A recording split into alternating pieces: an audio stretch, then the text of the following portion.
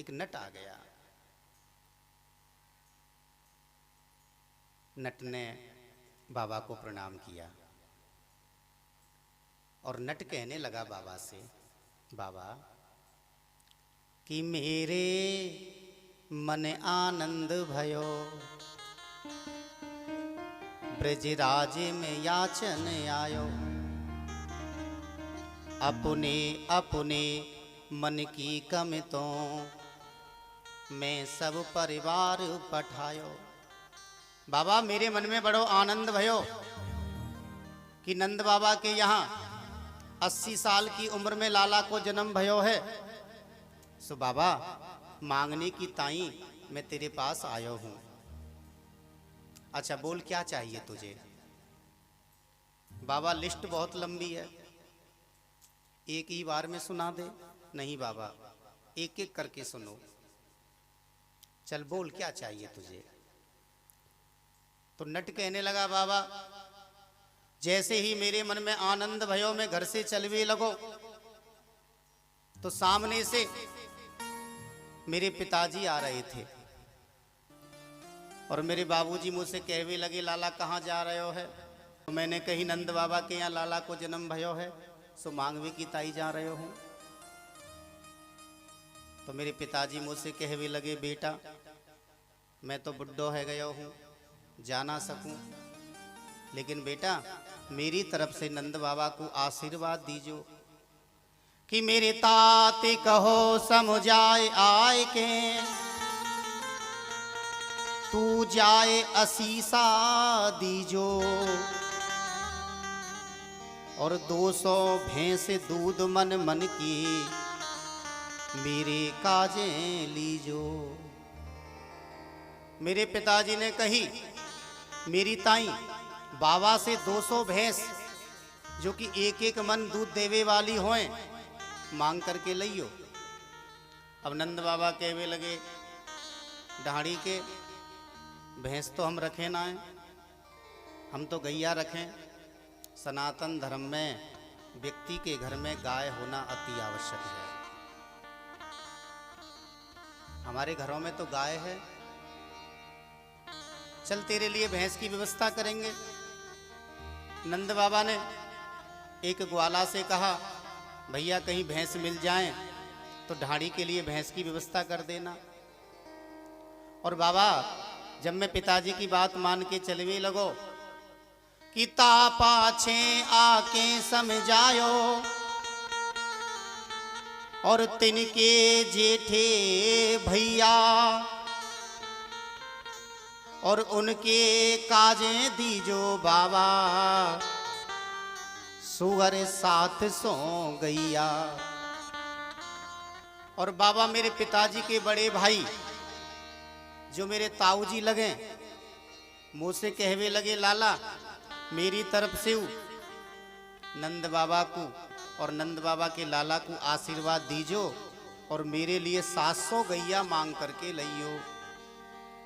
अब एक ब्रजवासी बोलो, चौरे ढाड़ी के तेरे पिता की उम्र कितने है? बोले 90 साल। और बोले तेरे ताऊ की? बोले 9 साल बड़े हैं। कितनी हो गई? बोले 99। बोले मर घटान पे लकड़िया बाकी बाट देख रही हैं, 7 से गैयान को दूध पी के का जवान होगो। नंद बाबा बोले ऐसे नहीं कहते हैं, इनके मन में खुशी है और जब खुशी होती है तभी कोई मांगता है। ठीक है बेटा, तेरे लिए हम 700 गैया की व्यवस्था करेंगे। अब ढाड़ी का कहने लगा, बाबा जैसे ही मैं ताऊ की बात मान के चलवे लगो कि मेरी बेटा बहु लाज तज मोसो,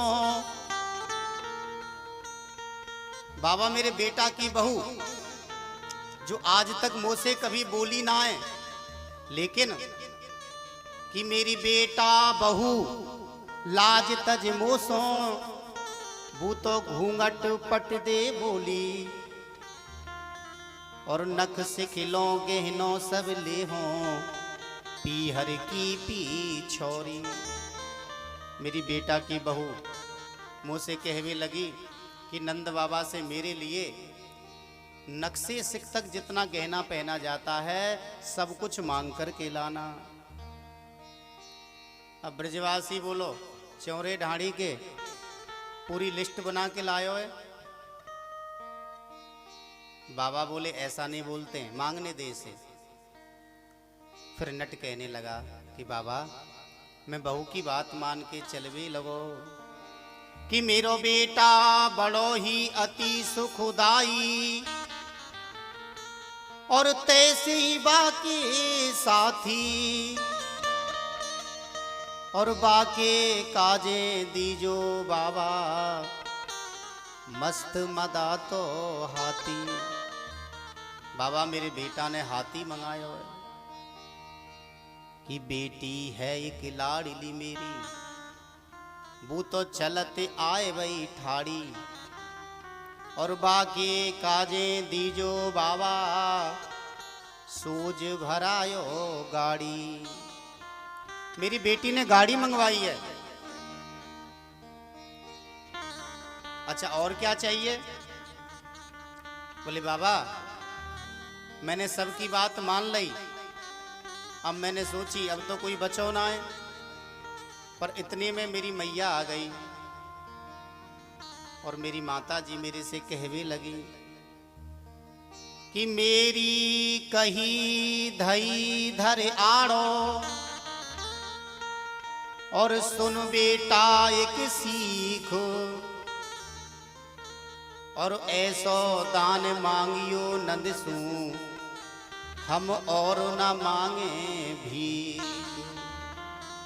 बाबा से ऐसा धन मांग करके लाना कि अब हमको जिंदगी भर कभी भीख मांगनी ना पड़े। ठीक है सब व्यवस्था करेंगे। इतने में एक ब्रजवासी बोलो चौरे ढाड़ी के तेरे पिताजी ने मांग लियो, ताऊ ने मांग लियो, बेटा ने मांग लियो, बेटी ने मांग लियो, बहू ने मांग लियो, मैया ने मांग लियो, लेकिन तेरी घरवाली तो बची है भाई, बाने में कच्छू मांगो होगो। अब एक ब्रजवासी बोलो भूखा मांगेगी, बाने देख लई सबने सब कच्छू मांग लियो। अरे नहीं कुछ तो मांगा होगा उसने। बोले हाँ बाबा मेरी घरवाली ने भी मांगा है। बोले घरवाली ने क्या मांगा है? कि तब बोली मेरी घरवाली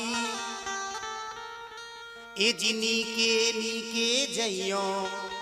पहले ऐसे ही बोलते थे ना ए जी ओ जी सुनो जी, आजकल तो सीधा नाम लेते हैं, सीधा नाम। पहले नाम नहीं लिया करते थे। ऐसा बोलते हैं, ध्यान देना, इस बात को नोट कर लेना। जो पत्नी अपने पति का नाम लेती है ऐसा बताया गया है उसकी उम्र कम हो जाती है। पति को पत्नी का नाम नहीं लेना चाहिए, पत्नी को पति का नाम नहीं लेना चाहिए। कि तब बोली मेरी घरवाली ए जी नीके जइयो और थोड़ो दे बहुत कर मानो प्रीत राख घर आइयो। मेरी घरवाली बोली कि सबने सब कच्छू मांग लियो इसलिए मुझे कुछ नहीं मांगना, और देखो बाबा से ज्यादा जबरदस्ती मत करना, जो कच्छू दे दें बाइये लेके आ जाइयो। ब्रजवासी बोले भैया तेरी घरवाली तो बड़ी समझदार है। सब आनंदित हो रहे हैं।